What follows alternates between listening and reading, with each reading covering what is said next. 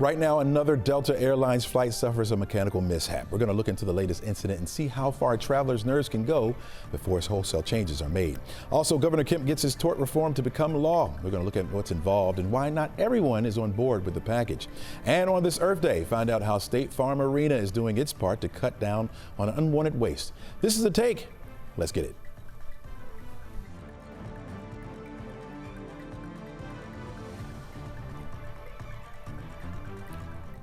Hello and welcome. I'm Chesley McNeil, and this is The Take, where we go above and beyond the headlines and we look at the why and how stories are impacting you and your community. We invite the experts in to give their take on what's going on as far as our top stories are concerned, and we try to have just a little bit of fun as well.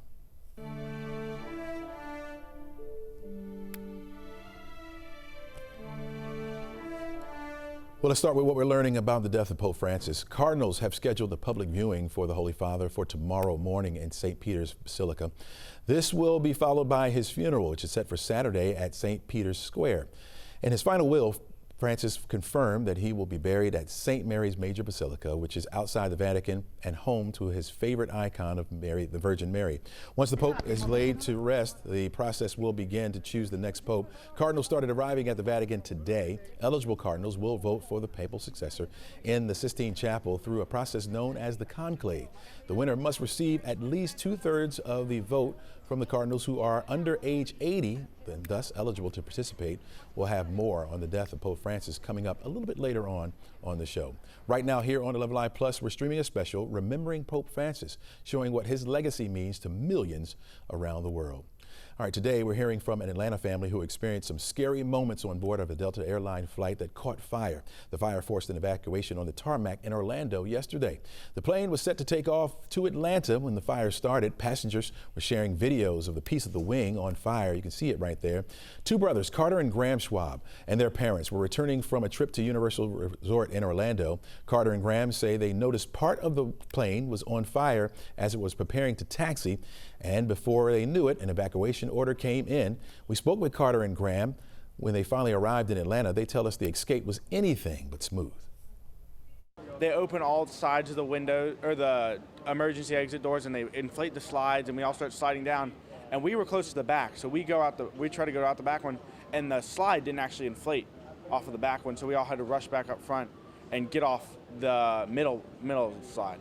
Certainly some scary moments there. Everyone made it off the plane safely, including obviously the Schwab family there. Now begins the task of trying to figure out what exactly went wrong. Here now on The Take is Professor Karen Fye. She is with Georgia Tech School of Aerospace Engineering. And well, let's get into it, right? This was a Airbus, what we know about is an Airbus A330 aircraft, which was involved. What do we know about that plane? That plane is a very strong workhorse. It's been around for about 30 years. First one came off the factory in 1994. This particular plane came off in 2004. So it's been with Delta for quite a long time. It hasn't really been involved in many accidents. The whole fleet of Airbus A330s has been involved in a total of like 4 major accidents throughout the years, none of which have involved engines. Wow. So it's a pretty stable, pretty common workhorse. Delta mostly uses it to fly international passengers. It's a big plane, so it's got 2 aisles. We call it a wide body plane. And so it had about 280, 290 people on board when this incident happened. So what we're learning is that I guess there was like a tailpipe of one of the aircrafts, and the 2 engines was the thing that caught on fire. Any indications of what or how this happened? Yeah, so this is a pretty standard tailpipe fire on the engine. It's not dissimilar to if you have a propane or a gas grill. Have you ever had the igniter fail to start and you had the gas on for just a little too long? That's what happened here. So we had a little too much fuel build up inside the engine when it went to start. The igniter started and there was too much fuel, and you saw the flame that came out. I gotcha. The engines are designed to take care of this. Failed engine starts are pretty common, but a tailpipe fire is not common. It is not something we want to see on the ground. Absolutely. And so it's either that there was a lazy igniter or some sort of wear and tear that stopped the igniter. And what we're going to be really trying to figure out is, normally there's electronics that when there's a failed start or the start happens too late and they know there's going to be too much fuel, that it stops the whole thing and it lets time for the air to move, the excess fuel out, because it's very misty. Fuel out, and then you start again, right? So you don't get this buildup in there. And so that's what the FAA is really going to be trying to figure out, and what Delta is going to be trying to help them with as they look into this incident. So that's not an automatic maneuver there. Is that a manual maneuver that the pilots have to do that to kind of? No, that should be an automatic thing. Okay. So when you have a failed start, when the pilot calls for the engine start, if the engine's own sensors, engines are very sophisticated pieces of equipment, when its own sensors indicate that it did not start or the ignition did not happen timely enough, then it scrams and it stops everything and it gives it some time to pull back, and then it allows the pilot to try and get and start again. Professor Fye, talk to us about what kind of maintenance these aircrafts go through. So this is a commercial aircraft, and it goes through a very extensive and well-documented set of inspections and teardowns and overhauls every so many 100 or 1,000 hours. And the specifics really depend on the specific aircraft and the specific engine, because the manufacturers will tell all of their airlines and operators exactly how often they have to do inspections and exactly how often they have to replace parts. The FAA also has what they call TARAM, which is an ongoing operational safety process. And they will be looking at this. They will be taking all of the data that they get back from this and feeding it back in. And if they need to make adjustments to how frequently we do inspections, what parts we inspect, how the inspections happen, and what they're looking for, then they will do that. They will feed that back into the system. Fortunately, this was while they were on the ground. If they were in the air, what could have been the scenario? Would they have to turn back around, or could they have made it to Atlanta? Obviously, this is Orlando to Atlanta. What would have been the process then? So I will say it is always better to have engine issues on the ground. It is always better to have them on the ground because you're stationary. You can immediately evacuate passengers. In this case, this looked really dangerous and it looked very scary. But had they been in the air, and first of all, this could never have happened in the air because it can only happen on this start, when you have that excess gas. But had they been in the air, it is a dangerous time because when you are taking off, your engines are at their maximum thrust, and you tend to be at your heaviest weight, right? Because you're loaded with fuel to go somewhere. In this case, the engine, they probably were not loaded with that much fuel because they were just hopping to Atlanta before they would have flown on to Europe somewhere. But when you do take off, this is the most dangerous time to have an engine problem because now you're at your maximum thrust, and if you pull back one engine, now you only have one engine, which makes the airplane wants to turn. That's why we size the rudder in the back as large as we do, so that the captain can still control the aircraft and still safely. So what they would have done is they would have turned back the engine, pulled it back, they would have extinguished the fire using the things on board, and then they would have leveled off, declared an emergency, and circled back around. If they were light enough and if they didn't have too much fuel, they would have landed immediately. If they had too much fuel, they would have gone out over the ocean, dumped some fuel, come back and landed. Gotcha. All right, Professor Fye, Georgia Tech, thanks so much for joining us. We could have talked to you all day long, but unfortunately we're out of time. Thanks for your insight. Really appreciate it. No problem. All right, don't go anywhere, folks. We're back with more right after this.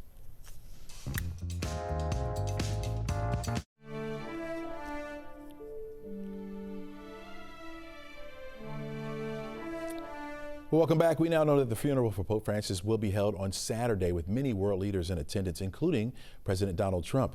Joining us now is NBC Washington correspondent Alice Barr. And Alice, we talked about yesterday that Pope Francis had a critical relationship with the Trump administration right up until his death. What are we hearing from the White House about the president attending the funeral? Well, President Trump is going, along with First Lady Melania Trump, and he spoke very positively about Pope Francis yesterday at the traditional White House Easter egg roll. He said that he was a good man, that he worked hard, that he loved the world, and he also announced that flags were going to be flown at half-staff in honor of Pope Francis. So all of his reaction and that from the White House has been very positive about Pope Francis and looking forward to honoring him at the funeral on Saturday. Can you talk more about the relationship between President Trump and Pope Francis? They didn't always see eye to eye, obviously. Do we expect Trump to be out there and meet with other world leaders while he's there as well?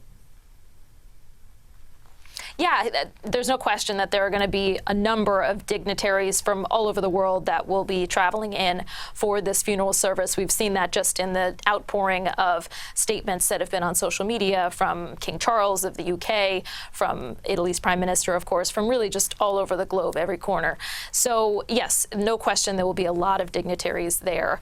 Interesting to note that really what Pope Francis is being remembered for is not his standing with prominent figures around the world, but the way that he always lifted up the least among us, the poor, the immigrants, those who are marginalized. And to go back to your point about the relationship there, Pope Francis spoke out specifically about the Trump administration's policy on immigration and on deportations. And he actually had a little bit of a back and forth with Vice President J.D. Vance, who interestingly is the one that he met with on Sunday, just the day before he passed away.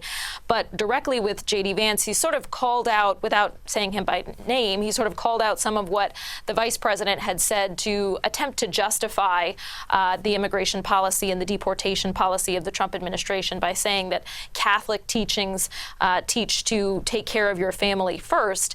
And Pope Francis said publicly that that's not actually correct, the way that he sees it, that he says that the Catholic teachings are not about concentric circles, that they're about taking care of the least among us. And he always lifted up refugees and migrants, immigrants among that group. So that was kind of an area of back and forth. But again, then you saw the Pope meet with Vice President Vance. They had a very nice encounter. And in fact, Vice President Vance, who only fairly recently converted to Catholicism, responded to the Pope saying he was still a baby Catholic and had a lot to learn. All right. So once the funeral is done, we move on to the conclave. Talk to us a little bit about that process and what insiders are thinking could be an outcome from this. Yeah, so this is something that will happen over the course of the next couple of weeks, and the cardinals are all headed to the Vatican to have this, shrouded in secrecy, centuries-old tradition that happens behind closed doors. One thing interesting to note is that there are 135 cardinals who are under the age of 80, which makes them eligible to vote for the next pope. And of those, Pope Francis actually named more than 100. He sort of embarked on this effort to reshape the global church in his image, and that now could pay dividends in terms of helping direct where the Catholic Church heads even after his passing, because now all of those cardinals that he named may be more likely to continue the path of reform, though, of course, the Pope also butted heads with Vatican leaders, with traditionalists, and there is going to be a counter movement as well to try to course correct at this point. Back to you, Chesley. All right, Alice, thanks so much for joining us, and we appreciate your insight. All right. Thanks. Governor Brian Kemp signed his priority legislation into law, tort reform. The package essentially limits damages that plaintiffs can seek in lawsuits, as well as limit the exposure of property owners in such lawsuits. The bill passed the Georgia House by a narrow margin. Governor Kemp says the measure will help the state's business climate. However, opponents expressed concern that the reform may disproportionately favor corporations and insurers over victims. The calls for change came from every sector of Georgia's economy. The status quo was simply unacceptable. I'm grateful they got the protection, but I don't understand why someone else who's sexually assaulted shouldn't have the same rights to the justice system. All right, here now is Chris Arnone, partner and vice chair of Moore Colson. Welcome back to the show, Chris. Hey, good morning. How are you? I'm doing pretty good, pretty good. You heard both sides right there. Give us your initial take on the measure. Yes, I think this is a good first step for the state of Georgia. The governor really had three goals with this reform. First, he wanted to level the playing field for businesses to be able to defend themselves in a lawsuit, but still being able to protect people that have been harmed and injured. So as you may know, Georgia is a very difficult state right now from a litigation and insurance standpoint, and this is a big issue for the state. It's estimated to have a $15 billion impact on the state. So he wanted to address that. Secondly, he wanted to reduce the number of frivolous lawsuits and also the amount of claims and verdicts, especially some of the nuclear verdicts that have come across. So I think this will help in that area, hopefully reduce that. And then ultimately, the longer term goal is to reduce insurance costs in the state. We see that right now with our clients in Georgia, where they're faced with 20, 30, even 50% increase in insurance premiums year over year. And the residents in Georgia right now, it's estimated that they pay an additional $1,500 per person in insurance annually compared to residents of other states. So the goal was to help address those three items, and I think this is a good first step in that direction. You know, one of the main contentions with this was from opponents is that all this could impede access to justice for individuals harmed by negligence or criminal acts. And we heard the word tort a lot mentioned during the legislative session. Now that the measure is on the books officially, what can people really expect? Well, I think you can expect a few things. First, I think the governor's tried to be very mindful to address those parts of the law and the procedures in lawsuits that they deemed were being either unequal or were being abused. So I think over time we'll see how this plays out in court, but hopefully that will help. Secondly, we'll have to see how this affects insurance premiums, and that's really one of the big questions here. Florida passed some similar reform a few years back, and they're just starting to see some stabilization of insurance premiums, not a reduction, but a stabilization. So I think it's going to take some time. It's not going to be an overnight fix. We're going to have to see how this plays out in the courts and how it plays out with the insurance premiums. Gotcha. Last question for you. Do you expect any more movement beyond this, beyond what the governor signed? I absolutely do. The Georgia Insurance Commissioner came out yesterday after the bill was passed with some pretty strong words for the insurance companies. He said he wants to see them do their part. He wants to see them address the insurance rates in Georgia, stabilize them, reduce them. And also this reform was meant to be step one. And so there's some other parts of the law that I know the governor would like to address. And so you could see some more reform suggested in 2026. So I think next 12, 18 months, we'll see some more action on this topic. Got it. All right. Chris Arnone, partner with and vice chair of Moore Colson. Thanks for joining us this morning. Really appreciate your insight. Thank you. All right. Take care. All right. Plenty more stories for you coming up right after the break. This is The Take on 11Alive Plus.